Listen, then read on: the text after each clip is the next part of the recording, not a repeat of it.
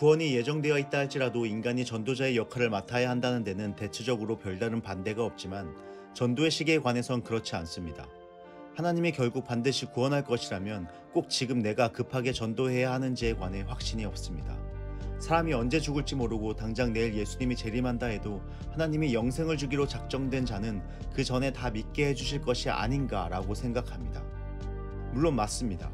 십자가 위에서 회심한 강도처럼 구원이 예비된 자는 죽기 직전이라도 믿게 됩니다. 하지만 우리는 누가 그런 예비하신 자인지는 모릅니다. 짚고 넘어가야 할 점은 전도가 하나님의 예정에 힘을 보태거나 변경시키는 작업이 아니라는 것입니다. 전도 때문에 구원이 주어지는 것도 아닙니다. 전도는 하나님을 증거하는 것입니다. 우리의 착한 행실을 보고 불신자들이 하나님께 영광을 돌리게 하는 것입니다. 우리 일상생활 가운데 빛과 소금의 역할을 하고 어떤 환난 속에서도 흔들리지 않는 모습을 보일 때에 우리가 믿는 예수님에 대해 호기심을 갖게 하고 그들도 믿고 싶은 소망이 생기게 만들어야 합니다. 예정과 전도는 서로 모순되거나 상충되는 부분이 어디에도 없습니다. 다시 말해 신자가 현재 주님과 함께 동행하는 자신의 삶이 기쁨이 넘치고 있다면 아직도 그렇게 살지 못하는 사람에게 받은 복을 나눠주는 것이 전도입니다. 하나님이 모든 믿는 자들의 조상인 아브라함을 복의 근원으로 삼아주셨을 때도 그는 단지 복이 통과하는 파이프로 부름받았습니다. 혼자 심판을 면제받아 천국 가는 것만 만족하는 자로 부르지 않았습니다. 오늘날의 신자도 마찬가지입니다. 하나님이 주시는 복은 하나님의 자녀를 통해서만 다른 사람에게 전해집니다. 천국에 가면 신자는 부끄러운 구원인가 부끄럽지 않은 구원인가로 나눠집니다.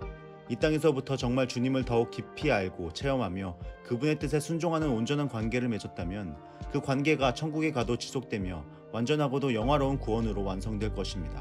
말하자면 천국에서 주님이 디즈니랜드에서 무슨 기구를 얼마나 재미있게 탔느냐고 물을 때에 마지막 마칠 때쯤에 마지못해 들어온 자는 주님과 아무 할 이야기가 없겠지만 아침부터 가서 신나게 논 자는 얼마나 할 이야기가 많겠습니까? 바로 그것이 신자가 받을 천국의 면류관이자 상급입니다.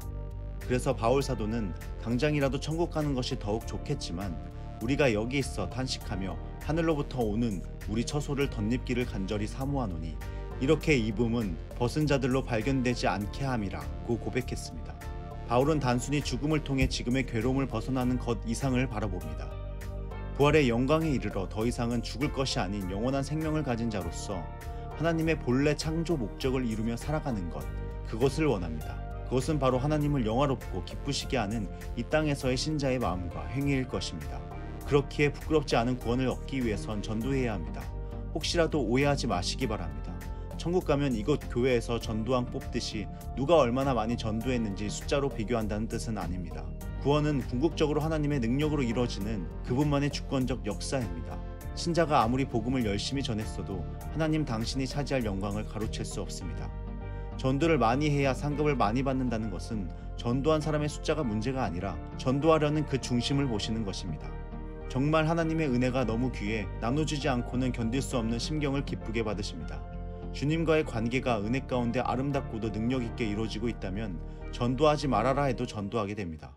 신자라면 잃어버린 자기 자녀들을 향한 하나님의 안타까운 마음을 진심으로 헤아려보고 그분의 일에 과연 자신이 얼마나 진정으로 동참했는가를 따져보아야 합니다. 그래서 예정과 상관없이 때를 얻든지 못 얻든지 신자가 전도해야 할 마지막이자 가장 큰 이유는 따로 있습니다.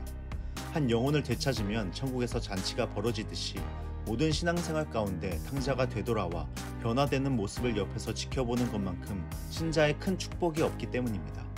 인생에 있어 가장 큰 성공은 이웃을 진정으로 사랑하는 것이며 그것도 주님의 사랑으로 남을 섬기는 것입니다.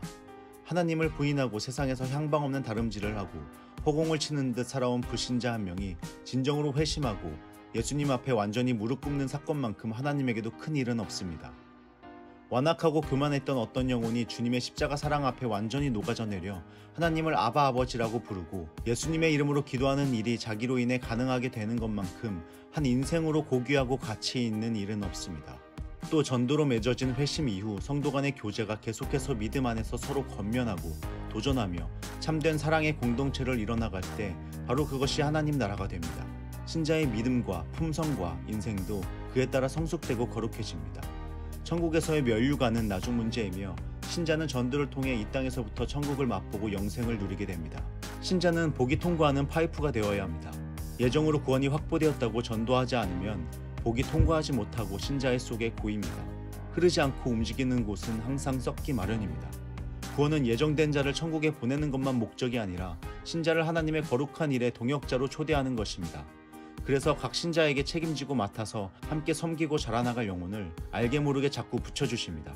가장 가까이는 자기 가족부터, 멀게는 길 가다 우연히 만난 전혀 알지 못하는 사람까지 수도 없이 많습니다. 신자는 전 생애에 걸쳐 그들의 영혼을 예수님의 심장을 가지고 섬겨야 합니다. 가장 먼저 복음을 전해야 합니다. 예정이란 자기 자녀도 하나님에게 선택되었는지 안 되었는지 모르는 것입니다. 그럼 어차피 하나님이 하실 일이니 손 놓고 가만히 있어야 합니까?